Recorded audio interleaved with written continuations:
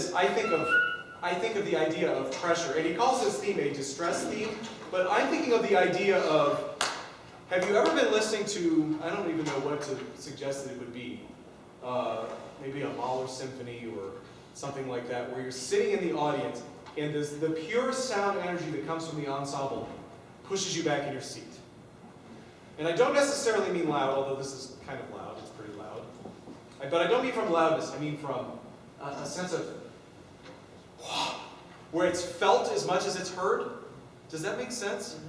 That's this, see.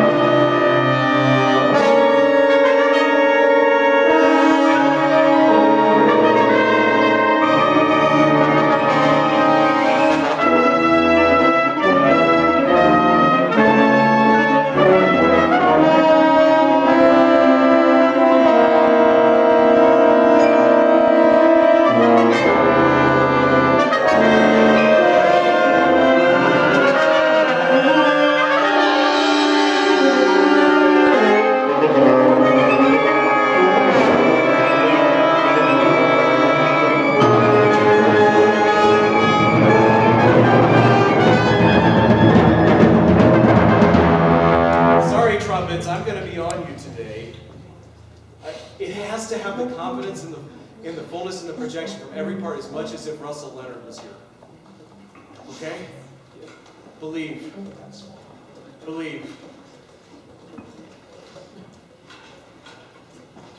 Many of us have sustains in this. Your sustain, if you have a sustained line, it is an aggression creator all the way throughout this. I mean, if you look, every one of these has something on it that typically indicates crescendo. Saxes have crescendo, poco a poco. Trombones and horns have long sustains that are going to lead to something else. Few of you have a diminuendo marked. Horn have diminuendo marked. But generally, a sense of sustain and a sustained line needs to take us to another place. And so I really want you to be thinking about the value that you place on your sustains. Certainly, I know you want to stay out of the moving parts that are going on around this, but the way that this is scored, all you need to do is listen for the moving parts. You don't have to play any softer. It's scored so superbly that those parts should speak and work. And so, when you're playing sustains, think about a sense of aggression and energy and direction with those, and just listen to the other things that are going on around you. Otherwise, it'll be okay, I think. C.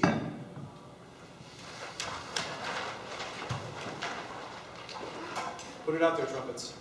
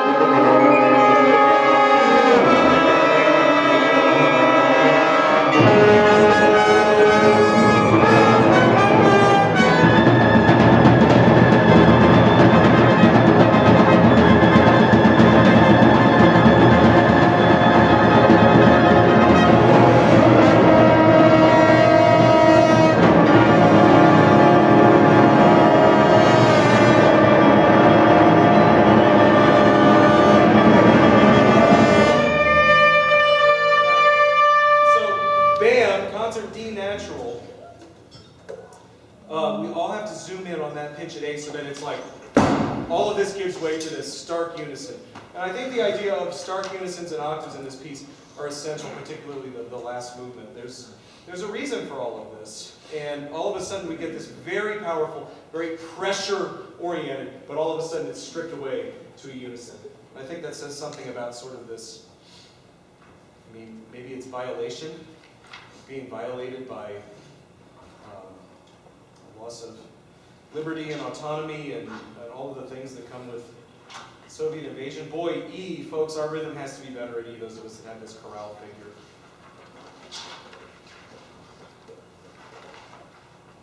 I'd suggest if you need to practice it with the ties out and then put the ties back in, that's a way to practice it.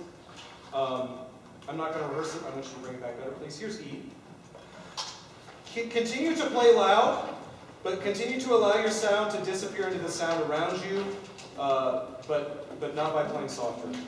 Before G, there is one place we need to balance. Before G, we need to be balancing to the trumpet choir and to baritone tuba. So everybody before G, we need to be listening for them, and that needs to be present right there. Okay? That's the first statement of this. Well, it's not the first statement, but in the winds, it's the first statement of the hymn tune. It's sort of this hymn tune of defiance. So here's E, please.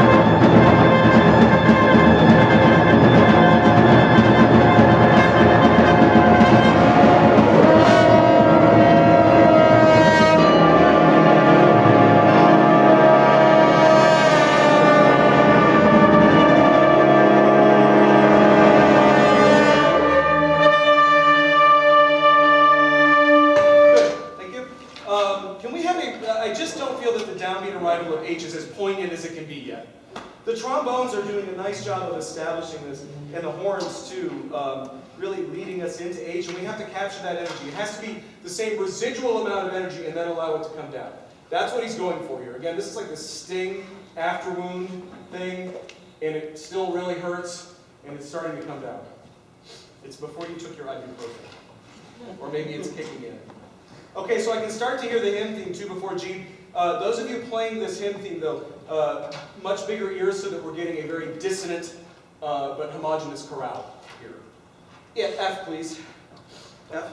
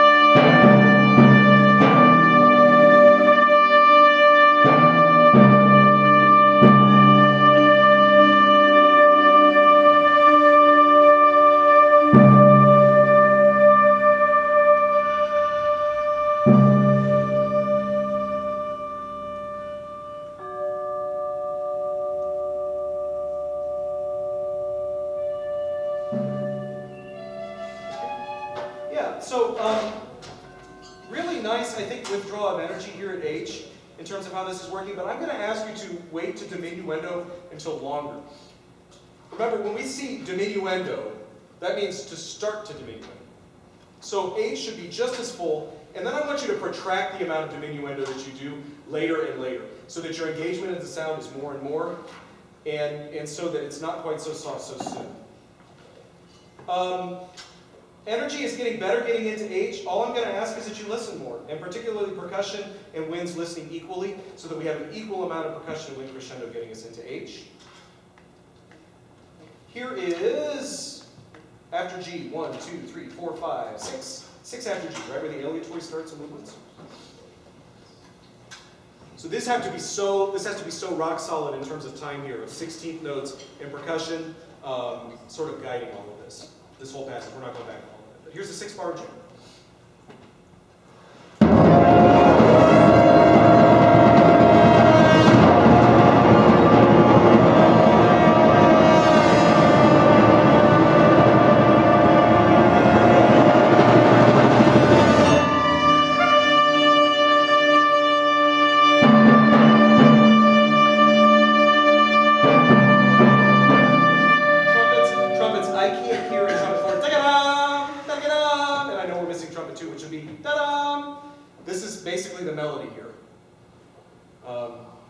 It's interesting because it's scored on the same unison as everything else, but it's meant to stick out of that unison and then come back.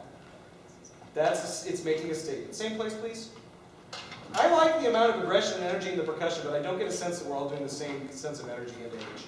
Here's a same place, please. 6 after.